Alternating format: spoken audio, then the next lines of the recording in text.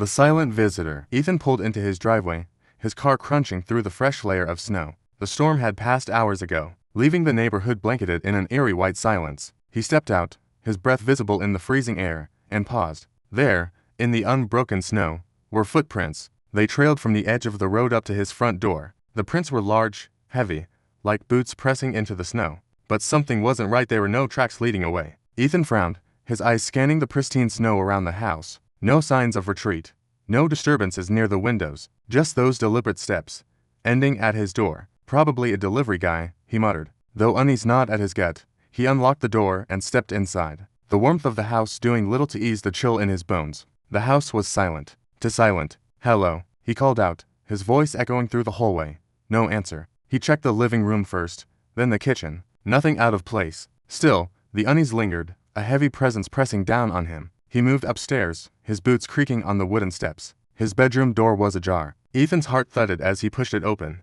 The room was empty, but his closet door stood slightly open, a sliver of darkness. Peeking through, he stepped closer, his hand trembling as he reached for the knob. Just as his fingers touched the cold metal, he heard it. A faint creak behind him. Ethan spun around, but the room was empty. His breathing quickened as he turned back to the closet and yanked the door open. Nothing. Relief flooded him, but it was short-lived. As he turned to leave the room, his eyes fell on the carpet. There, faint but unmistakable, were wet footprints. They didn't lead to the door or the window. They stopped in the middle of the room, and then they started again, heading toward him. The last thing Ethan saw was the faint outline of a shadow behind him in the mirror. Just before the lights went out,